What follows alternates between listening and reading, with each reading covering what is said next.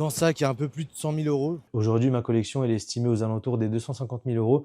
Aujourd'hui, je t'ai ramené pour 150 000 euros, comme cette carte qui coûte 5 500, cette carte qui coûte 2 700, cette carte qui coûte 1 700, ce drac qui coûte aux alentours des 20 000 euros. Je suis un collectionneur, c'est ma passion, c'est ce que je kiffe et c'est toute ma vie. On va directement à la banque justement pour récupérer mes items, tout simplement parce que il y a eu beaucoup de vols. J'ai préféré ne plus regarder mes cartes, mais au moins les avoir en sécurité. Bon bah vas-y, attends-moi là, j'arrive tout de suite.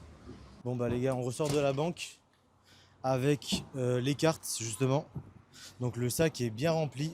Dans le sac, il y a un peu plus de 100 000 euros. Retour de la banque, je vous présente pratiquement toute ma collection de cartes PCA et PSA. C'est beaucoup de sacrifices, beaucoup de travail. Quand j'étais petit, j'ouvrais beaucoup de boosters.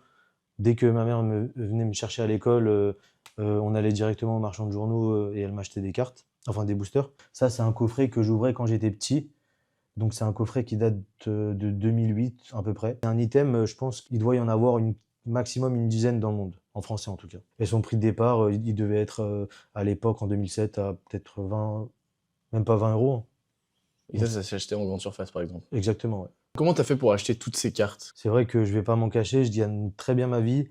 Je dirige une société. C'est ma seule vraie passion. Donc à chaque fois, le moindre centime, je le mets dans les cartes. C'est quoi tes items les plus chers ici? Ce Latios Latias, c'est la première fois que j'ai pleuré pour une carte. Et en m'en séparant, j'ai tapé une crise de panique. Je savais pas qu'elle allait me procurer autant d'émotions. Ce magnifique drac au feu de rouge feu vert feuille, PSA 10 Pop 3. Il y en a que 3 dans le monde.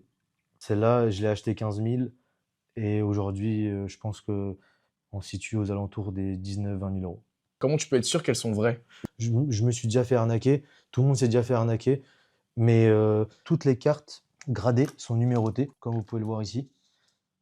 Ok. Et donc avec ce numéro de série, on peut directement aller sur ce site, du coup le site de PSA, taper le numéro et voir que la carte est complètement legit. PCA, c'est une société de gradation. En gros, ça sert à sécuriser la carte parce que en fait, la carte, elle est capsulée dans un plexi avec une note. Est-ce que toutes ces cartes, tu comptes les revendre un jour? Le seul moyen que j'ai de me séparer de mes cartes, c'est de faire des trades avec justement des collectionneurs parce que l'argent ne m'intéresse pas. Ce qui m'intéresse, c'est de faire grandir ma collection et de devenir numéro 1 français.